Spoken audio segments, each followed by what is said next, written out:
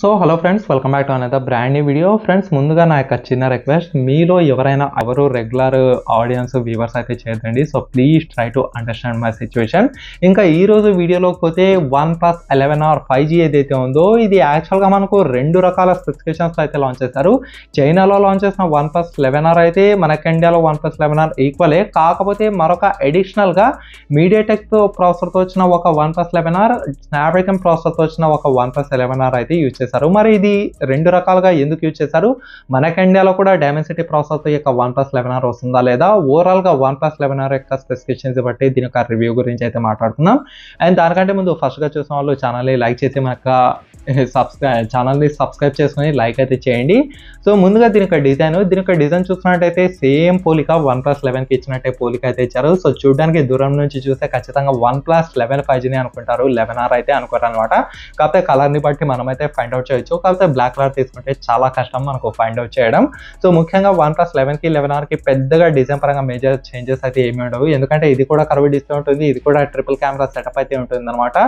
And ముందుగా మనం మాట్లాడుకోవాల్సింది దీని యొక్క ప్రైసింగ్ గురించి. దీంట్లో రెండు కాన్ఫిగరేషన్స్ అయితే వచ్చాయి. 8GB 128GB 3999కి, 6GB RAM 256GB storage 4499 రూపీస్కి అయితే లాంచ్ చేస్తారు. అఫ్కోర్స్ దీంట్లో మనకు ఆఫర్స్ అయితే ఏమీ తీసుకుని రాలేదు, ఓన్లీ OnePlus 11 5Gకి మాత్రమే తీసుకొచ్చారనమాట. ముఖ్యంగా 3999కి వర్త కాదా అంటే డెఫినెట్లీ అయితే వర్తే, అది ఎందుకనేది కూడా తెలుసుకుందాం. బై ద వే దీనిలో మనకు కెమెరా సిస్టమ్ ఏ రకంగా ఉందనేది కూడా మనం అయితే తెలుసుకోవాల్సి ఉంటుంది. ముందుగా మనం దీని యొక్క డిస్ప్లే నుంచి స్టార్ట్ చేద్దాం. దీనిలో మీకు 6.74 ఇంచెస్ వచ్చిన 1.5Kతో వచ్చిన 10-bit OLED డిస్ప్లే అయితే యూజ్ చేశారు.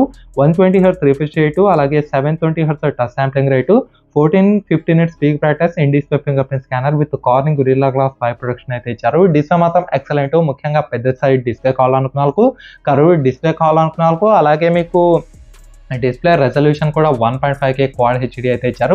డెఫినెట్లీ డిస్ప్లే విషయంలో మాత్రం ఇక మొబైల్ హైలైట్. ముఖ్యంగా ఓటీటీ ప్లాట్ఫామ్స్ యూజ్ చేసే వాళ్ళు కావచ్చు, లేకపోతే ఎక్కువ యూట్యూబ్ వీడియోస్ వాచ్ చేసే వాళ్ళు కావచ్చు, ఎక్కువ గేమింగ్ ఆడే వాళ్ళు కావచ్చు, ఇలాంటి వాటిలో అన్నిటికీ డిస్ప్లే అయితే ఎక్సలెంట్గా ఉంటుంది. డిస్ప్లే అయితే ఇంకా ఎక్సలెంట్, మార్క్లెస్ అని చెప్పాలి ఈ యొక్క ప్రైస్ రేంజ్కి. అండ్ నెక్స్ట్ దీని యొక్క కెమెరా, దీంట్లో మెయిన్ కెమెరా మాత్రం 50 మెగాపిక్సెల్ అయితే ఇచ్చారు. సోనీ IMX 890 ఫ్లాగ్షిప్ సెన్సర్ అనమాట. ఇది మీకు OISకి EISకి అయితే సపోర్ట్ చేస్తుంది. రిమైనింగ్ పేరు 8MP + 2MP. OnePlus బ్రాండ్ నుంచి 8MP 2MP అనేది ఇది నాకు అంత ఫేర్గా అయితే కనిపించడం లేదు. వీళ్ళు 8MP 2MP ఇది పీక్ వాడేసి 16 megapixel ultra wide angle lens, ఇంకో 12 మెగాపిక్సెల్ పెరిస్కోప్ టెలిఫోటో లెన్స్, లేకపోతే టెలిఫోటో లెన్స్ ఇచ్చింటే బాగా ఉండేది.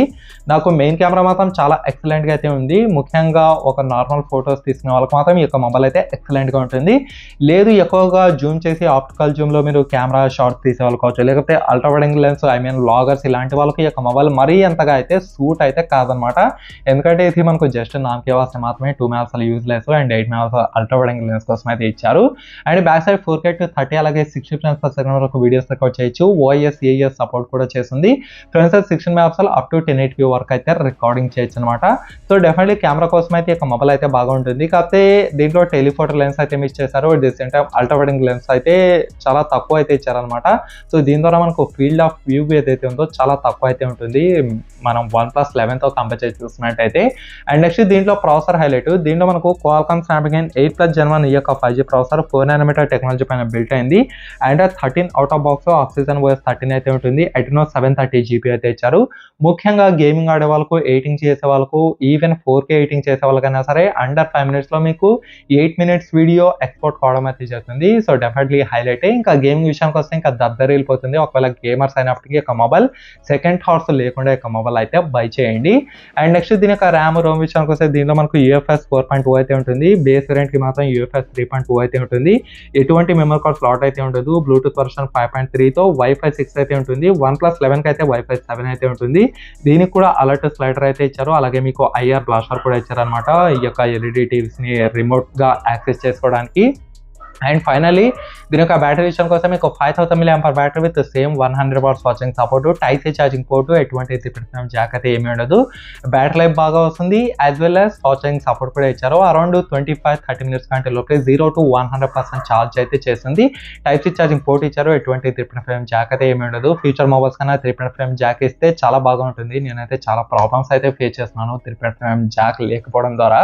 ముఖ్యంగా కంటెంట్ క్రియేటర్స్కి చాలా ఇబ్బంది అయితే అవుతుంది అనమాట 3.5mm జాక్ లేకపోవడం ద్వారా, లేకపోతే ఫ్యూచర్లో వచ్చే మొబైల్స్కి అన్నిటికీ మనకు ఈ యొక్క type C earphones, type C mics ఇలాంటివన్నా తీసుకురావాలి. అది అసాధ్యం కాబట్టి మొబైల్సే కొంచెం అయితే ఆలోచించాల్సి ఉంటుంది.